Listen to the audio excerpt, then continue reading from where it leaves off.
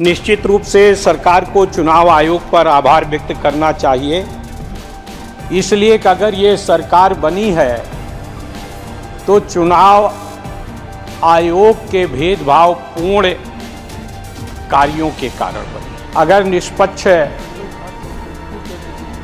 चुनाव हुआ होता, मशीनरी का दुरुपयोग ना होता, जगह जगह खुलेआम धन और दारू का प्रयोग न हुआ होता, तो अकेले उत्तर प्रदेश में 20 सीटें और इंडिया गठबंधन की आती। भारतीय जनता पार्टी की सरकार ने उस आरक्षण पर डाका डालने का काम किया। विभिन्न वर्गों के आरक्षण का लाभ न मिलने पावे, इसलिए निजीकरण करने का काम किया, और जो नौकरियां बची भी हैं उस आरक्षण पर नॉट फाउंड सुटेबल की गारंटी देने का काम भारतीय जनता पार्टी की सरकार ने किया। अनुराग ठाकुर जी द्वारा लगभग 1 घंटे से ज़्यादा का समय लेकर धन्यवाद प्रस्ताव प्रस्तुत किया गया, लेकिन उनकी बात से ये झलक रहा था कि उनको मंत्री ना बनाए जाने की चिंता सता रही थी, और इसलिए बार बार पानी पीकर भी वो सरकार की तारीफ नहीं कर पा रहे। श्री लालजी वर्मा जी। सभापति जी, मैं आपका आभारी हूँ कि आपने मुझे श्री राष्ट्रपति के भाषण की चर्चा में भाग लेने का अवसर दिया। मैं सबसे पहले उत्तर प्रदेश की महान जनता को आभार व्यक्त करना चाहूँगा, जिन्होंने एक अहंकार को तोड़कर एक मजबूर सरकार बनाने का काम किया। साथ ही साथ मैं अयोध्या मंडल की जनता का, महान जनता का आभार व्यक्त करना चाहूँगा, जिस महान जनता ने उस मंडल की 5 सीटों पर ही भारतीय जनता पार्टी के अहंकार को तोड़ने का काम किया।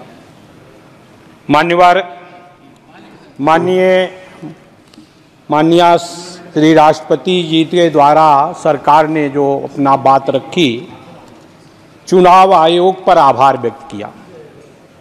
निश्चित रूप से सरकार को चुनाव आयोग पर आभार व्यक्त करना चाहिए, इसलिए कि अगर ये सरकार बनी है तो चुनाव आयोग के भेदभावपूर्ण कार्यों के कारण बनी है। मतदाता सूची का लालजी वर्मा जी, आप सीनियर पार्लियामेंटेरियन रहे हैं, आप कह रहे हैं ये सरकार बनी है चुनाव आयोग के भेदभाव। ये कृपया चुनाव आयोग, आप जानते हैं कॉन्स्टिट्यूशनल बॉडी है। अभी आपने स्वयं कहा कि अयोध्या की 5 सीट हम जीत गए, तो आखिर चुनाव आयोग की निष्पक्षता होगी? कृपया किसी का। हाँ, धन्यवाद। माननीय सभापति जी, अगर निष्पक्ष चुनाव हुआ होता, मशीनरी का दुरुपयोग ना होता, जगह जगह खुलेआम धन और दारू का प्रयोग न हुआ होता, तो अकेले उत्तर प्रदेश में 20 सीटें और इंडिया गठबंधन की आती। मान्यवर, आज मतदाताओं पे आप सवाल उठा रहे हैं।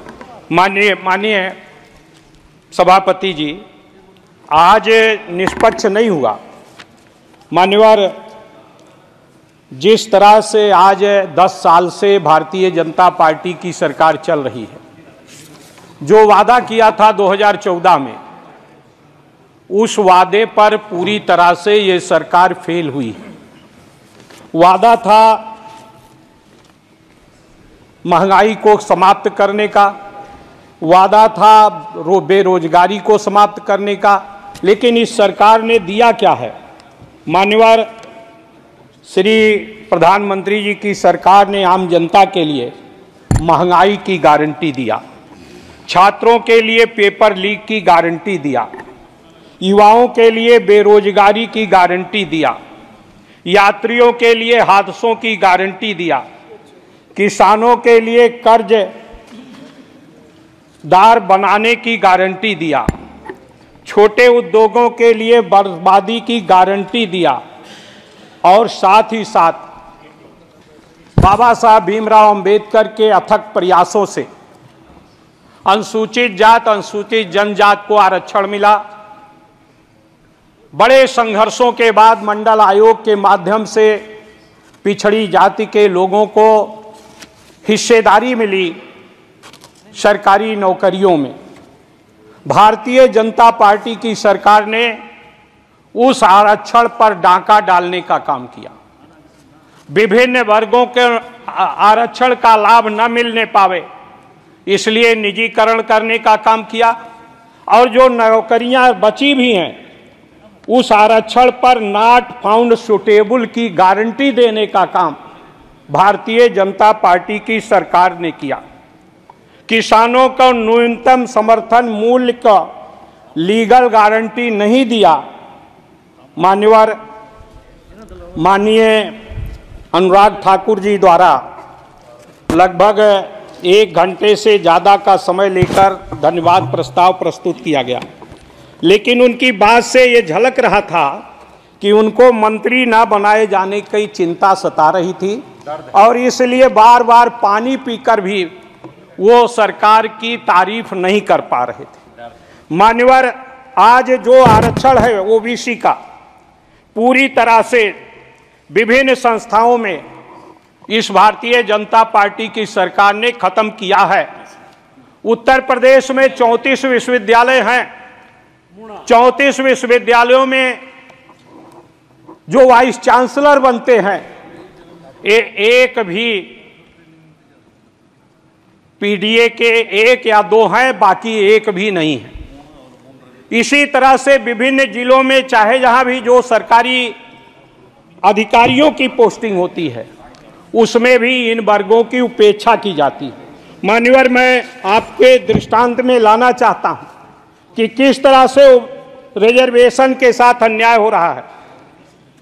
ओबीसी श्रेणी के दिल्ली यूनिवर्सिटी में जो इनका कॉलेज है, एक ओबीसी श्रेणी के लिए बुलाए गए भर्तियों की संख्या 377 थी और उसमें मान्यवर जो क्वालिफाइड थे और 377 लोगों के इंटरव्यू के बाद कुल विज्ञापित पद अनरिजर्व्ड 1, ओबीसी के लिए 1, ईडब्ल्यूएस के लिए 1 और ओबीसी का पद जो दिखाया गया 377 एलिजिबल थे और उसके बाद उसमें लिख दिया गया नॉट फाउंड सुटेबल, यानी 377 लोगों में से एक भी श्री राम कॉलेज में सुटेबल नहीं थे और उन्हीं विद्यालयों से पढ़े हुए, दिल्ली यूनिवर्सिटी से पढ़े हुए पीएचडी नेट क्वालिफाइड लोगों में से एक भी सुटेबल नहीं पाया। माननीय सदस्य, आपकी मेडिन स्पीच है लेकिन 9 सदस्यों की आपकी पार्टी बस मान्यवर 1-2 मिनट में खत्म, 1-2 मिनट में मान्यवर। इसी तरह से उत्तर प्रदेश में पीजीआई, एसजीपीजीआई है, बड़ी अच्छी संस्था है, वहां भी इंटरव्यू हुआ। 48 पद एससी ओबीसी के लिए रिजर्व थे। उस 48 पदों में से माइक्रोबायोलॉजी का एक पद था, एक अनुसूचित जात के लिए रिजर्व थी। केजीएमयू से पढ़ी हुई एक लड़की गई इंटरव्यू देने और उसको 15 मेडल, गोल्ड मेडल मिला था केजीएमयू में और उसके पद को नॉट फाउंड सुटेबल कर दिया गया। वो उसके लिए भी एलिजिबल नहीं थी। मान्यवर, इसी तरह से न्यूरोलॉजी में 2 पद थे, एक अनरिजर्व था, एक रिजर्व था ओबीसी के लिए। वहीं से पास आउट दोनों छात्र थे। 2-2 साल असिस्टेंट प्रोफेसर केजीएमयू में रहे। जो अनरिजर्व था उसका मेरिट नीचे थी, जो डीएम का प्रवेश परीक्षा थी उसमें वो जनरल सीट के लिए क्वालिफाइड हो गया, ओबीसी सीट के लिए नॉट फाउंड सुटेबल हो गया।